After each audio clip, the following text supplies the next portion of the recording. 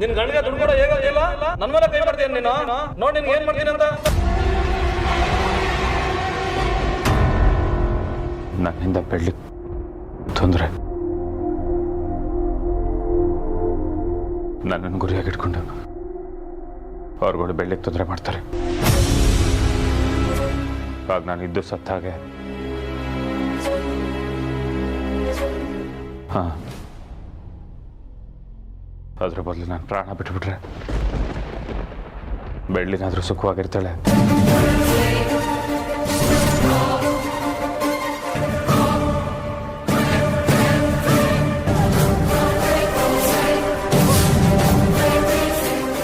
ಬ್ಯಾಂಕಲ್ಲಿ check bounce ಆಯ್ತು ಅಂತ ತಿಳ್ಕೊಳ್ಳಿ, ಪೊಲೀಸ್ನವ್ರು ಬಂದು ಕರ್ಕೊಂಡು ಹೋಗ್ತಾರೆ.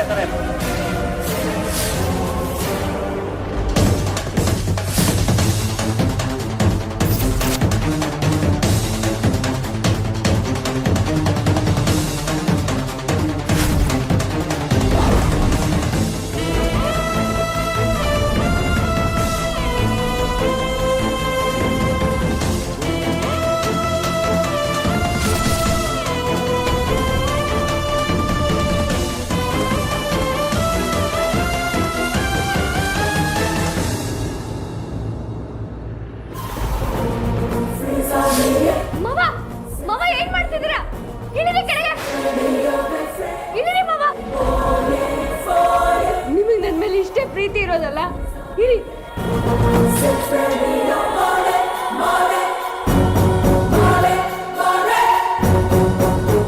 ಮಾವ, ಈಗ ನೀವು ಕೆಳಗಿಳಿಲಿಲ್ಲ ಅಂದ್ರೆ ನಾನು ಕತ್ಕುಳ್ಕೊಂಡು ಸತ್ತೋಗ್ತೀನಿ.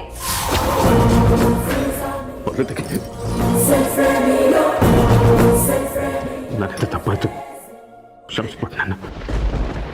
ಮಾವ, ಇದೇ ನನ್ನ ಜೀವನ ಎಲ್ಲ. ನೀವಿಲ್ದ ನಾನೊಂದು ಕ್ಷಣನೂ ಬದುಕಿರಲ್ಲ ಮಾವ.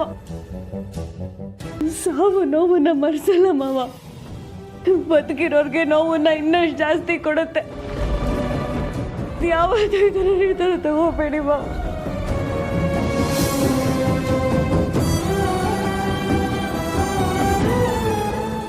ಗೊತ್ತು ಬೇಳೆ, ನೀನು ಎಷ್ಟು ಇಷ್ಟಪಡ್ತೀಯ ಅಂತ. ನಾನು ಹೀಗೆ ಮಾಡಿದ್ದಕ್ಕೆ ನನ್ನ ಕ್ಷಮಿಸ್ಬಿಡ್ಬೇಳೆ. ಮಾವ, ನನ್ನ ಜೊತೆ ಬನ್ನಿ, ನನ್ನ ಜೊತೆ ಬನ್ನಿ. ಎಲ್ಲಿ?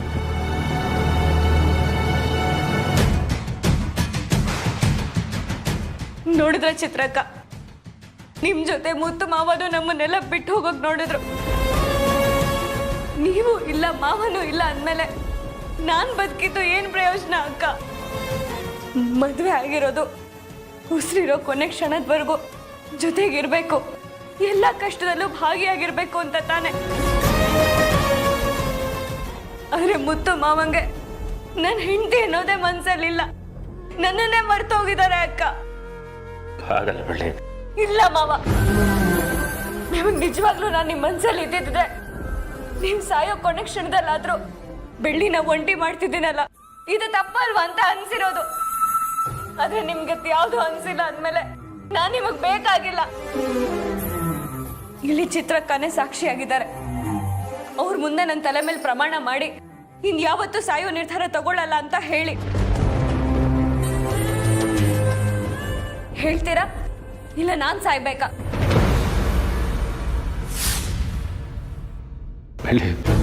ಯಾಕೆ ಈ ಥರ ಎಲ್ಲ ಮಾತಾಡ್ತಿದ್ಯಾ? ನಾನ್ ಸತ್ತೋಗ್ಲ ಅಂತ ಕೇಳಿದ್ದಕ್ಕೆ ನಿಮ್ಗೆ ಇಷ್ಟೊಂದು ದುಃಖ ಆಗ್ತಿದೆ. ಇನ್ ನನಗೆಷ್ಟು ದುಃಖ ಆಗಿರತ್ತೆ ಅಂತ ಯೋಚನೆ ಮಾಡಿದಿರಾ ಮಾವ? ಆತ್ಮಹತ್ಯೆ ಅನ್ನೋದು ತಮ್ಮನ್ನ ತಾವು ಸಾಯಿಸ್ಕೊಳ್ಳೋದಲ್ಲ, ಈ ಭೂಮಿ ಮೇಲಿರೋ ಎಲ್ರಿಗೂ ತಮ್ಮ ನೋವನ್ನ ಹಂಚಿ ಹೋಗೋದು. ನೀವ್ ನಮ್ಮನ್ನೆಲ್ಲ ಬಿಟ್ಟು ಹೋದ್ರೆ ಜೀವನ ಪೂರ್ತಿ ನಾವು ಬರೀ ನೋವಲ್ಲೇ ಬದುಕಬೇಕಾಗತ್ತೆ.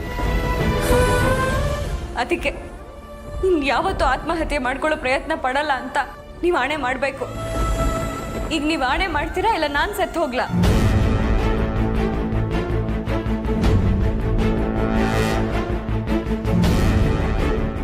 ಇನ್ಮೇಲೆ ಯಾವತ್ತೂ ಆತ್ಮಹತ್ಯೆ ಮಾಡ್ಕೊಳ್ಳೋ ಪ್ರಯತ್ನ ನಾನು ಮಾಡೋದಿಲ್ಲ ಬಳ್ಳಿ.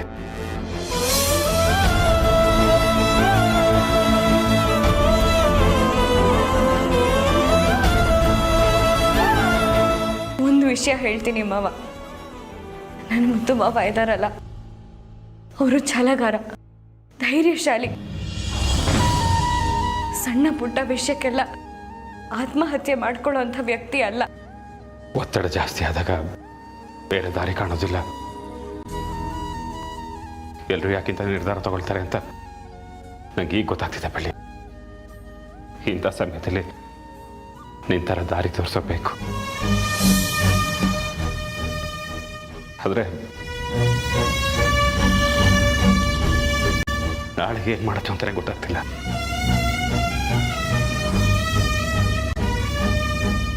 ನಾನು ನಿಮ್ಮ ಜೊತೆಲಿ ಯಾವಾಗಲೂ ಇರ್ತೀನಿ ಮಾವ. ಒಂದಲ್ಲ ಒಂದು ದಾರಿ ಸಿಕ್ಕೇ ಸಿಗತ್ತೆ.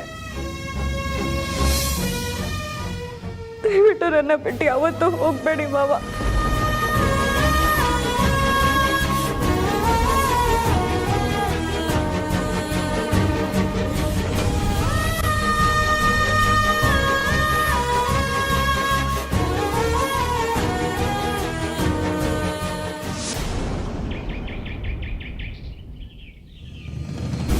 ಐಶು, ಕಾಫಿ ತಂದ್ಕೊಡು. ಇಲ್ಲಿ ಕಾಫಿ ಟೀ ಏನು ಬೇಡ ನಮ್ಗೆ. ಮೊದಲು ನಮ್ಮ ಹಣ ಬೇಕು, ಹಣ ಕೊಡಿ ಅಷ್ಟೇ. ನೋಡಿ, ಆತರ ಪಡ್ಬೇಡಿ. ನಾನು ಹೇಳೋ ವಿಷಯನ ಸ್ವಲ್ಪ ಕೇಳಿಸ್ಕೊಳ್ಳಿ. ನಮ್ಮ ಮುತ್ತು ಮಾವ ನಿಮ್ಮ ಜೊತೆ ಬಿಸ್ನೆಸ್ ಮಾಡಿದ್ದಾರೆ, ಹೌದೋ ಅಲ್ವೋ? ಅಂದಮೇಲೆ ಒಬ್ಬರ ಮೇಲಿಟ್ಟಿರೋ ನಂಬಿಕೆನ ಇಷ್ಟು ಬೇಗ ಹೇಗೆ ಕಳ್ಕೊಂಡ್ಬಿಡ್ತೀರಾ? ನಿಮಗೆ ನಿಮ್ಮ ಹಣ ಸಿಕ್ಕೇ ಸಿಗತ್ತೆ. ಆದರೆ ಮತ್ತೆ ಆ ವ್ಯಕ್ತಿ ಸಿಗ್ತಾರಾ? ಖಂಡಿತವಾಗ್ಲೂ ಇಲ್ಲ. ಪ್ರಪಂಚದಲ್ಲಿ ಹಣನೇ ಮುಖ್ಯ ನಿಜ, ಆದರೆ ಹಣನೇ ಎಲ್ಲ ಆಗಲ್ವಲ್ಲ. ಪ್ರೀತಿ, ವಿಶ್ವಾಸ, ನಂಬಿಕೆ ಮುಖ್ಯ ಆಗತ್ತೆ. ನೀವು ಹೇಳೋದು ಸರಿನೇ. ಹಣ ಇಲ್ಲ ಅಂದಮೇಲೆ ಬಿಸ್ನೆಸ್ ಹೇಗೆ ಮಾಡೋಕ್ಕಾಗತ್ತೆ? ಹಣ ಇಲ್ಲ ಅಂದರೆ ಹೆಣನೂ ಸುಡೋಕ್ಕಾಗಲ್ಲ. ಪ್ರೀತಿ ವಿಶ್ವಾಸ ಎಲ್ಲ ಕರೆಕ್ಟಾಗಿ ನಡಿಬೇಕು ಅಂದ್ರೆ ಹಣದ ವ್ಯವಹಾರನೂ ಕರೆಕ್ಟಾಗಿ ಆಗಬೇಕು. ಇಷ್ಟು ದಿನದಲ್ಲಿ ಮುತ್ತು ಮಾವ ನಿಮಗೆ ಕೊಡೋ ಹಣನ ಯಾವತ್ತಾದರೂ ನಿಲ್ಲಿಸಿದಾರಾ? ನೀವು ಕೊಡೋ ಹಣಕ್ಕೆ ಮೊದಲು ಅಕ್ಕಿ ಲೋಡ್ ಕಳಿಸ್ತಿದ್ರು. ಯಾವತ್ತಾದರೂ ನಿಮ್ಮ ಮಾತು ತಪ್ಪಿದ್ದಾರೆ ಅಂದರೆ ಹೇಳಿ. ಇವತ್ತೇ ಈಗಲೇ ನಾವೆಲ್ಲರೂ ಈ ಮನೆಯನ್ನು ಬಿಟ್ಟು ಹೊಟ್ಟೋಗ್ತೀವಿ. ಕಷ್ಟಗಳು ಎಲ್ರಿಗೂ ಬರುತ್ತೆ, ಹಾಗೆ ಇವತ್ತು ನಮ್ಮ ಸರ್ದಿ ಅಷ್ಟೆ. ಹಾಗಂತ ನಿಮಗೂ ಕಷ್ಟ ಬರಲಿ ಅಂತ ನಾನು ಹಾರೈಸ್ತಿಲ್ಲ. ನೀವೆಲ್ಲರೂ ಚೆನ್ನಾಗೇ ಇರಿ. ಆದರೆ ಕಷ್ಟದಲ್ಲಿರೋರಿಗೆ ಸಹಾಯ ಮಾಡಿ ಮೇಲೆತ್ತೋದು ಮಾನವೀಯತೆ ಅಲ್ವಾ? ನೀವೆಲ್ಲ ಅಡ್ವಾನ್ಸ್ ಹಣ ಕೊಡ್ತಾ ಇದ್ರಿ, ಮುತ್ತು ಮಾವ ಲೋಡ್ ಕಳ್ಸೋರು. ಬಾಕಿ ಹಣನ ಯಾವಾಗ ಕೊಡ್ತಾ ಇದ್ರಿ? 1 ತಿಂಗಳಿಗೋ ಇಲ್ಲ 2 ತಿಂಗಳಿಗೋ. ಬಡ್ಡಿ ಇಲ್ಲದೆ ಮಾವ ವಾಪಸ್ ಇಸ್ಕೊತಿದ್ರಲ್ವಾ? ಇಷ್ಟೆಲ್ಲ ಉಪಕಾರ ಮಾಡಿದವ್ರನ್ನ ನೀವ್ ಯಾಕೆ ನಂಬ್ತಿಲ್ಲ? ಅವ್ರು ಮಾಡೋ ಉಪಕಾರಕ್ಕೆ ಪ್ರತ್ಯುಪಕಾರ ಮಾಡುವಂತ ಇದ್ದೀರಾ ನೀವು? ಪ್ರತ್ಯುಪಕಾರ ಮಾಡಿ ಅಂತ ಹೇಳ್ತಿಲ್ಲ, ಹಣ ವಾಪಸ್ ಕೊಡೋದಕ್ಕೆ ಸ್ವಲ್ಪ ದಿನ ಟೈಮ್ ಕೊಡಿ ಅಂತ ಕೇಳ್ತಾ ಇದೀವಿ. ನಿಮಗ್ ಕಳಿಸ್ಬೇಕು ಅಂತಾನೆ ಅಕ್ಕಿ ಮೂಟೆಗಳನ್ನೆಲ್ಲ ರೆಡಿ ಮಾಡ್ಕೊಂಡಿದ್ವಿ. ಆದ್ರೆ ನಮ್ಮ ಅದೃಷ್ಟ ಸರಿ ಇರ್ಲಿಲ್ಲ, ಎಲ್ಲ ಬೆಂಕಿ ಬಿದ್ದು ಸುಟ್ಟು ಹೋದ್ವು. 5-6 ಕೋಟಿ ನಷ್ಟ ಒಂದೇ ಸರಿ ಮೈ ಮೇಲೆ ಬಂತು. ಇದನ್ನೆಲ್ಲ ಸರಿ ಮಾಡಬೇಕು, ಮತ್ತೆ ಮೇಲೇಳ್ಬೇಕು ಅಂತ ಎಷ್ಟೋ ಪ್ರಯತ್ನಗಳನ್ನ ಮಾಡ್ತಿದ್ದಾರೆ. ಆದ್ರೂ ಯಾವುದೋ ಉಪಯೋಗ ಆಗ್ತಿಲ್ಲ. ರೈಸ್ ಮಿಲ್ ಕಳ್ಕೊಂಡಾಗ್ಲೂ ಅವ್ರು ಇಷ್ಟೊಂದು ಸಂಕಟ ಪಟ್ಟಿರ್ಲಿಲ್ಲ. ಆದ್ರೆ ನಿಮಗ್ ಹಣ ವಾಪಸ್ ಕೊಡಕ್ ಆಗ್ತಿಲ್ವಲ್ಲ ಅಂತ ಎಷ್ಟೋ ಸಂಕಟ ಪಡ್ತಿದ್ದಾರೆ. 1 ತಿಂಗಳು ಟೈಮ್ ಕೊಡಿ, ನೀವೆಲ್ಲ ಮಾತಾಡ್ಕೊಂಡು ಎಲ್ಲ ವ್ಯವಸ್ಥೆ ಮಾಡಿ ಕ್ಲಿಯರ್ ಮಾಡ್ಬಿಡ್ತೀವಿ. ಖಂಡಿತ ತುಂಬ ಎಫರ್ಟ್ ಹಾಕಿದ್ದೀವಿ ಅಂತ ಹೇಳ್ತಾ ಇದ್ದೀರಾ, ಆದರೆ ದುಡ್ಡು ಹೊಂದ್ಸಕ್ಕಾಗಿಲ್ಲ. ಇನ್ನು 1 ತಿಂಗಳಾದ್ಮೇಲೆ ನಮ್ಮ ದುಡ್ಡನ್ನ ಹೇಗೆ ಹೊಂದಿಸ್ತೀರಾ? ಇವತ್ತು ನಾವು ಕತ್ಲೆಯಲ್ಲಿದ್ದೀವಿ, ಒಂದಲ್ಲ ಒಂದಿನ ಬೆಳಕು ಬಂದೇ ಬರುತ್ತೆ ಅನ್ನೋ ನಿರೀಕ್ಷೆಯಲ್ಲಿದ್ದೀವಿ. ಅದೆಷ್ಟು ಕಷ್ಟಗಳು ಬರುತ್ತೋ ಬರಲಿ, ನಾವು ಯಾವುದಕ್ಕೂ ಭಯ ಪಡಲ್ಲ. ಜೀವನದಲ್ಲಿ ಭರವಸೆನ ಯಾವತ್ತೂ ಕಳ್ಕೊಳ್ಳಲ್ಲ. ಸರ್, ನಿಮ್ಗೆ ಅಷ್ಟು ನಂಬಿಕೆ ಇಲ್ಲ ಅಂದ್ರೆ ಯಾರ್ಯಾರಿಗೆ ಎಷ್ಟೆಷ್ಟು ಅಮೌಂಟ್ ಕೊಡಬೇಕು ಅಷ್ಟು ಚೆಕ್ ಇವತ್ತೇ ಕೊಟ್ಬಿಡ್ತೀವಿ. 1 ತಿಂಗಳಲ್ಲಿ ಕೊಡೋಕ್ಕಾಗಲಿಲ್ಲ ಅಂದ್ರೆ ನೀವು ಕೋರ್ಟ್ಗೆ ಹಾಕಿ ಅಲ್ಲೇನಾದ್ರು ತೀರಿಸ್ಕೊಳ್ಳೋಣ. ಕೋರ್ಟು ಲಾಯರ್ ಅಂತ ಯಾರಲ್ಲಿದ್ದಾರೆ? ನಾವು ಕೊಟ್ಟಿರೋ ದುಡ್ಡ ಬಿಸಾಕ್ರಿ. ಸರಿ ಸರ್, ಅದು ಆಗಿಲ್ಲ ಅಂದ್ರೆ 1 ತಿಂಗಳಿಗೆ ಎಷ್ಟು ಬಡ್ಡಿ ಸೇರಿಸಿ ಕೊಡಬೇಕು ಅಂತ ಹೇಳಿ, ಅದನ್ನು ಸೇರಿಸಿ ಮುಂದಿನ ತಿಂಗಳೇ ಕೊಟ್ಬಿಡ್ತೀವಿ. ಹೌದು ಸರ್, ಆ ಥರ ಆದ್ರೂ ಮಾಡಿ ಸರ್. ಅಲ್ರಿ, ಅಷ್ಟು ದುಡ್ಡಿಂದ ನಾವು ದುಡ್ಡು ಕೇಳಕ್ ಬಂದ್ರೆ ಇಲ್ದ ಇರೋ ಕತೆ ಹೇಳ್ತಾ ಇದೀರಲ್ಲ. ನಾವೇನಾದ್ರು ನಿಮ್ಮ ಹತ್ರ ಬಿಸ್ನೆಸ್ ಮಾಡಿದೀವಾ ಇಲ್ಲ ಏನಾದ್ರು ಬಡ್ಡಿ ವ್ಯವಹಾರ ಮಾಡಿದೀವಾ? ನೋಡಪ್ಪ, ನಾವು ದುಡ್ಡಿನ ವ್ಯವಹಾರ ಮಾಡೋದು ನಿನ್ನ ಹತ್ರ ಅಲ್ಲ, ಮುತ್ತು ಹತ್ರ. ಕರ್ಸು ಮುತ್ತನ್ನ. ಅವ್ರಿಗೆ ಬೈತೀವಂತ ಹೆಂಡ್ತಿನ ಮುಂದೆ ಬಿಟ್ಟು ಅವ್ರು ಒಳಗಡೆ ಕೂತಿದ್ದಾರಾ? ಖರ್ಚಿ ಅವ್ರನ್ನ ಆಸೆಗೆ. ಈಗ ನೀವು 3 ಜನ ಇದ್ದೀರಾ, ಆಮೇಲೆ ನೀಲಾಂಬರಿ ಅವ್ರು ಬರ್ತಾರೆ, ಕೊನೆಗೆ ನಿಮ್ಮ ಮನೆ ನಾಯಿ ಇರ್ತಲ್ಲ ಅದು ಮಾತು ಕೇಳ್ಕೊಂಡು ಬಾಲ ಮುದ್ಕೊಂಡು ಹೋಗ್ಬೇಕು. ಅಯ್ಯೋ, ದಯವಿಟ್ಟು ಸಿಟ್ ಮಾಡ್ಕೊಳ್ಬೇಡಿ. ನಾವ್ ಹೇಳಿದ್ನ ಸ್ವಲ್ಪ ಅರ್ಥ ಮಾಡ್ಕೊಡಿ ಪ್ಲೀಸ್. ಕಷ್ಟದಲ್ಲಿದ್ದೀವಿ. ಏನ್ರಿ ನಿಮ್ಮನ್ನ ಅರ್ಥ ಮಾಡ್ಕೊಳ್ಳೋದು? ಅವಾಗಿಂದ ನೋಡ್ತಾ ಇದೀವಿ, ದುಡ್ಡು ಬರುತ್ತೆ. ಯಾವ ಬರುತ್ತೆ ದುಡ್ಡು? ದುಡ್ಡು ಇಲ್ಲ, ಬಡ್ಡಿನೂ ಇಲ್ಲ. ಬೇಡ ಸರ್, ನನ್ನ ಮಾತು ಕೇಳಿ ಸರ್. ಸ್ವಲ್ಪ ಟೈಮ್ ಕೊಟ್ಟು ನಿನಗೊಂದು 4 ಬಾರಿಸಿದ್ರೆ ಮುತ್ತು ಎಲ್ಲೇ ಇದ್ರು ಬಂದೇ ಬರ್ತಾನೆ. ಏನ್ ನೋಡ್ತಾ ಇದ್ರೆ ಹಿಡ್ಕೊಡ್ರೆ. ಇಲ್ಲ ಸರ್, ನನ್ನ ಮಾತು ಸರ್, ಒಂದ್ ನಿಮಿಷ.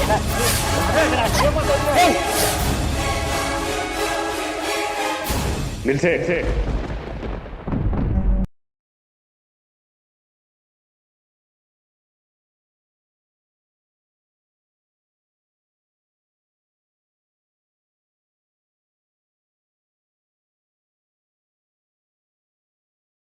ನಿಮಗೋಸ್ಕರನೇ ಕಾಯ್ತಾ ಇದ್ವಿ. ಮತ್ತು ಷಣ್ಮುಖನಿಗೆ 2 ಕೊಟ್ಟರೆ ನೀವೆಲ್ಲೇ ಇದ್ರೂ ಬಂದೇ ಬರ್ತೀರಿ ಅಂತ ಗೊತ್ತಿತ್ತು, ಅದಕ್ಕೆ ಶುರು ಮಾಡಿದ್ದು. ನಾನು ನಿಮ್ಮನ್ನೆಲ್ಲ ಮನೆಯಿಂದ ಹೊಡೆದು ಆಚೆ ಹಾಕ್ಬೇಕು ಅಂತ ಅನ್ಕೊಂಡಿಲ್ಲ. ಅಂದಮೇಲೆ ಗಲಾಟೆ ಮಾಡಬೇಕು ಅಂತ ನೀವ್ಯಾಕೆ ಅನ್ಕೋತಾ ಇದ್ದೀರಾ? ನೋಡ್ರಿ ಮುದ್ದಣ್ಣ, 1 ಗಂಟೆ ಟೈಮ್ ಕೊಡ್ತೀನಿ. ಅಷ್ಟಲ್ಲಿ ನಮ್ಮ ಹಣ ವಾಪಸ್ ಕೊಡ್ಲಿಲ್ಲ ಅಂದ್ರೆ ನಿಮ್ಮನ್ನ ಹೆಣ್ಮಕ್ಳು ಎತ್ತಕೊಂಡು ಹೋಗ್ತೀನಿ.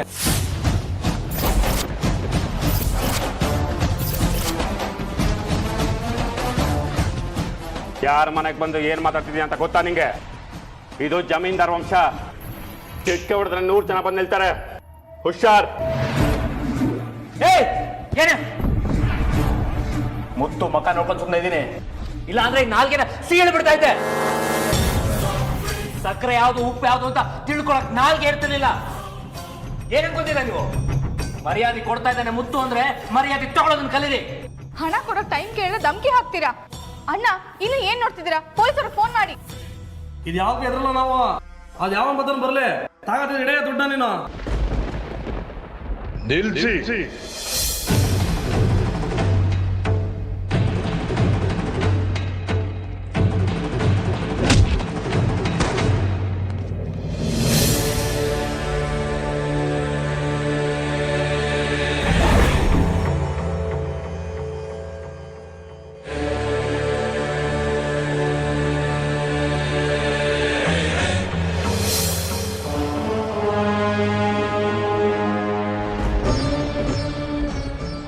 ಇಷ್ಟೊಂದು ಭಿನ್ನಾಭಿಪ್ರಾಯಗಳು ಯಾಕೆ? ಎಲ್ಲಿ ಸಿಟ್ಟು, ಅಶಾಂತಿ, ಗೊಂದಲಗಳು ಸೃಷ್ಟಿಯಾಗುತ್ತೋ ಅಲ್ಲಿ ಮನಸ್ತಾಪಗಳಾಗುತ್ತೆ. ನಾನು ಯಾರು ಅಂತ ಯೋಚನೆ ಮಾಡ್ತಾ ಇದ್ದೀರಾ? ಹೇಳ್ತೀನಿ. ನೀವೇನು ಕಲಿದೇ ಇದ್ರೂ ಪರವಾಗಿಲ್ಲ, ತಾಳ್ಮೆಯಿಂದ ಇರೋದನ್ನ ಮೊದಲು ಕಲೀರಿ. ಮುತ್ತುನ ನೋಡಿ, ಎಷ್ಟು ತಾಳ್ಮೆಯಿಂದ ಇರ್ತಾನೆ. ಒಂದಲ್ಲ ಒಂದಿನ ಒಳ್ಳೆ ದಿನ ಬಂದೇ ಬರುತ್ತೆ ಅನ್ನೋ ತಾಳ್ಮೆಯಿಂದ ಅವನು ಕಾಯ್ತಾನೆ ಇದ್ದಾನೆ. ಇವತ್ತು ಆ ದಿನ ಬಂದಿದೆ. ಮೊದಲು ನೀವ್ಯಾರು ಹೇಳ್ರಿ. ನಿಮಗೆ ತಾಳ್ಮೆನೂ ಇಲ್ಲ, ಕೇಳೋ ಸೌಜನ್ಯನೂ ಇಲ್ಲ. ಆದರೂ ನಾನು ಯಾರು ಅಂತ ಹೇಳ್ತೀನಿ. ನನ್ನ ಹೆಸರು ಎಂ ಈಶ್ವರ್ ಅಂತ. ನಾನು ನಿಮ್ಮ ಹಾಗೆ ಡೀಲರ್. ಆದರೆ ನಿಮ್ಮನ್ನ ಯಾವತ್ತೂ ನೋಡೇ ಇಲ್ಲ. ನಾನು ಎಲ್ಲ ಕಡೆನೂ ಇರ್ತೀನಿ, ಆದರೆ ಕೆಲವರು ಕಣ್ಣಿಗೆ ಮಾತ್ರ ಕಾಣಿಸ್ಕೊಳ್ತೀನಿ.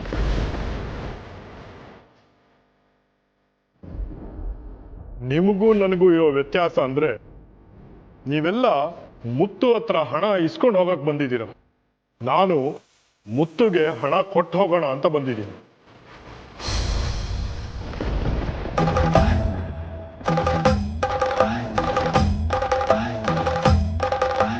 ನಾನು ಯಾರು ಅಂತ ಇವ್ರು ಯಾರಿಗೂ ಗೊತ್ತಿಲ್ಲ. ಮುತ್ತು, ನಿನಗಾದ್ರೂ ಗೊತ್ತಿದೆ ಅಲ್ವಾ ನಾನು ಯಾರು ಅಂತ? ಇಷ್ಟು ಬೇಗ ಮರ್ತು ಹೋಗ್ಬಿಟ್ಯಾ? ಇಲ್ಲ, ನೀವು ಯಾರು ಅಂತ ನನಗೆ ಗೊತ್ತಾಗ್ತಿಲ್ಲ. ನಾನೇ ಪರಿಚಯ ಮಾಡ್ಕೊತೀನಿ. 4 ವರ್ಷದ ಹಿಂದೆ ನನಗೆ ತುಂಬಾ ಹಣದ ಕಷ್ಟ ಇತ್ತು. ಆಗ 10 ಲೋಡ್ ಅಕ್ಕಿನ ಕಳಿಸ್ಕೊಟ್ಟಿದ್ರಿ. ಜ್ಞಾಪಕ ಇದೆಯಾ?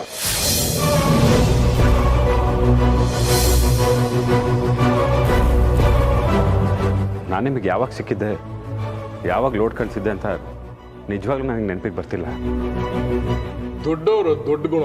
ಮಾಡಿದ ಸಹಾಯನ ನೀವು ಮರ್ತಿರ್ಬೋದು, ಆದ್ರೆ ಕೃತಜ್ಞತೆ ಸಲ್ಲಿಸೋದನ್ನ ನಾನು ಮರ್ತಿಲ್ಲ, ಮರೆಯೋದೂ ಇಲ್ಲ. ಅದಕ್ಕೆ ನೀವು ಕೊಟ್ಟಿದ್ದ ಹಣನ ವಾಪಸ್ ಕೊಟ್ಟು ಹೋಗೋದಕ್ಕೆ ಬಂದಿದ್ದೀನಿ. ಹಣನ? ಹೌದು. ಅವತ್ತು 1 ಲಕ್ಷ ರೂಪಾಯಿ ದುಡ್ಡು ಕೊಟ್ಟು ನಂದೊಂದು ಸಣ್ಣ ಬಂಡವಾಳ ಹಾಕಿ ಕೊಟ್ಟರು. ಆ ಸಣ್ಣ ಬಂಡವಾಳ ಇವತ್ತು ನನ್ನನ್ನು ಇಷ್ಟು ದೊಡ್ಡ ಶ್ರೀಮಂತನನ್ನಾಗಿ ಮಾಡಿದೆ. ಅದಕ್ಕೆ ಮುತ್ತುನೇ ಕಾರಣ ಅಲ್ವಾ? ಅವತ್ತು 10 ಲೋಡ್ ಅಕ್ಕಿ ಕಳಿಸಿದ್ರಲ್ಲ, ಅದರ ದುಡ್ಡು.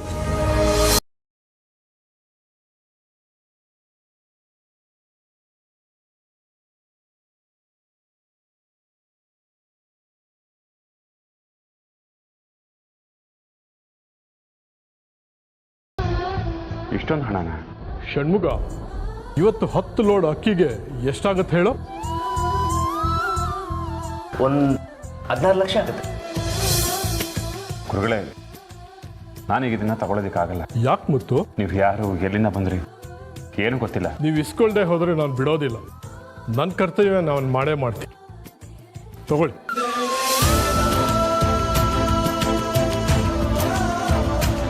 ಇದರಲ್ಲಿ 16 ಲಕ್ಷ ಇದೆ. ತಗೊಳ್ಳಿ.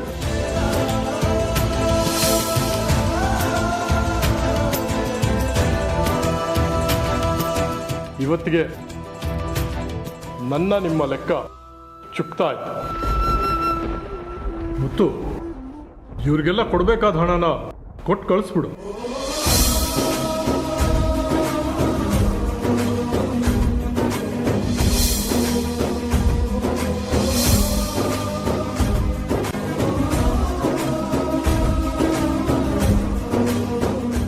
ಬೆಳ್ಳಿ, ಬಾಯಿಲಿ.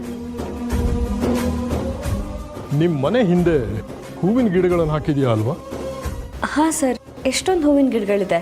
ಅದರಲ್ಲಿ ಒಂದು ಕೆಂಪು ಗುಲಾಬಿ ಇರೋ ಕುಂಡನ ತಗೊಂಡು ಬಾ ಹೋಗು. ಹೇಳ್ತೀನಿ, ಹೋಗಿ ತಗೊಂಡು ಬಾ. ಸರಿ.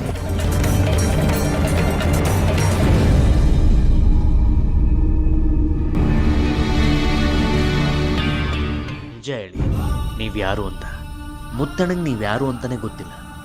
ನೀವು ನೋಡಿದ್ರೆ ಗೊತ್ತಿಲ್ಲದೆ ಇರೋ ವಿಷಯ ಎಲ್ಲ ಹೇಳ್ತಾ ಇದ್ದೀರಾ. 4 ವರ್ಷದ ಹಿಂದೆ ನಾನು ನಿಮ್ಮ ಮನೆಗೆ ಬಂದಿದ್ದೆ. ನೀವು ಯಾರು ಗಮನಿಸ್ಲಿಲ್ಲ ಅನ್ಸುತ್ತೆ. ಮುತ್ತು, ನಿನ್ನ ಅಕೌಂಟ್ಸ್ ಪುಸ್ತಕದಲ್ಲಿ ಎಂ ಈಶ್ವರ್ ಅಂತ ಬರೆದಿದೆ ನೋಡು. ಓ, ಅಕೌಂಟ್ಸ್ ಪುಸ್ತಕಗಳೆಲ್ಲ ಸುಟ್ಟೋಗಿದೆ ಅಲ್ಲ? ನಿಧಾನವಾಗಿ ಯೋಚನೆ ಮಾಡು, ಜ್ಞಾಪಕ ಬರುತ್ತೆ. ಬೆಳ್ಳಿ,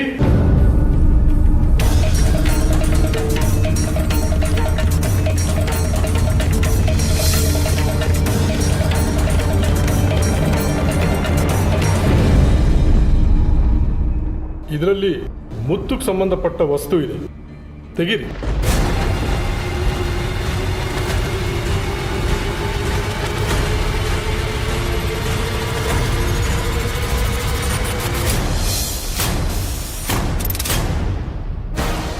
ಮಾವ, ಇಷ್ಟೊಂದು ದುಡ್ಡು? ಇದು ಹೇಗೆ ಇಲ್ಲಿ ಬಂತು? ಇದು ಯಾರು ದುಡ್ಡು? ಇದು ನಿನ್ನ ಪರಿಶ್ರಮದ ದುಡ್ಡು.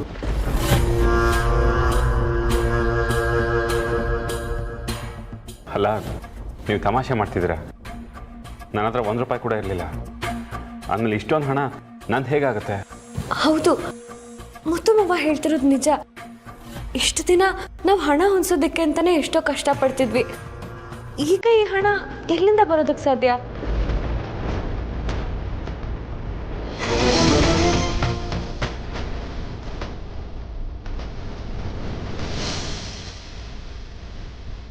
ಇದು ನಿನ್ನ ದುಡ್ಡು, ನೀನು ಕಷ್ಟಪಟ್ಟಿದ್ದ ದುಡ್ಡು. ತಗೋ. ಹೇಗೆ ಅಂತ ಗೊತ್ತಾಗ್ತಿಲ್ಲ. ಎಲ್ಲ ನಿಧಾನವಾಗಿ ಗೊತ್ತಾಗುತ್ತೆ. ತಗೋ. ಇದು ಕನ್ಸೋ ನನ್ಸೋ ಎಲ್ಲ ನಿಧಾನವಾಗಿ ಅರ್ಥ ಆಗುತ್ತೆ.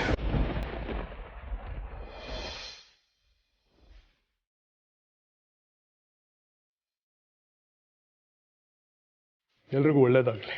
ನಾನು ಬರ್ತೀನಿ.